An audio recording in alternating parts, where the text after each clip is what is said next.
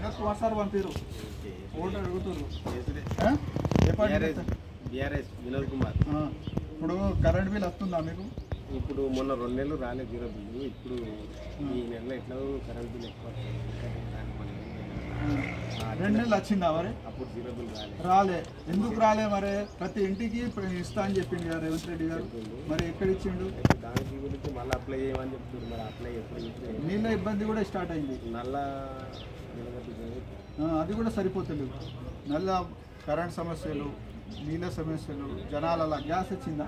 Gas అయితే మాకు 500 అయితే రాలే. గ్యాస్ కూడా రాలే.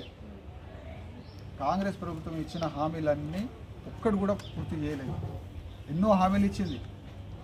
ఇది చేస్తా, అది చేస్తా, అది ఇచ్చేస్తా, ఇది ఇచ్చేస్తా. ప్రజలందరూ నమ్మిండ్రు. నమ్మేసరికి వాళ్ళు ఓటేసి మళ్ళీ ఇప్పుడు ఎలక్షన్ కోడ్ అని ఏదన్నా మనీ అంకలు పెడుతుంది. కానీ వాస్తవంగా జనాల వరకు రాలేదు.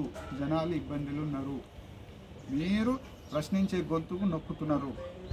ఇది తప్పు. ప్రజాస్వామ్యంలో ఖచ్చితంగా ప్రజల పక్షం మేము కొట్లాడతాం, మేము ఉంటాం.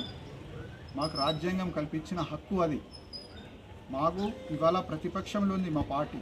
మేము ప్రజల దగ్గర పోతాం, వాళ్ళ సమస్యలు తెలుసుకుంటాం, వాళ్ళ గవర్నమెంట్గా ప్రజల సమస్యలు దృష్టికి తీసుకొస్తాం. మా గొంతు నొక్కితే ప్రజలే బుద్ధి చెప్తారు.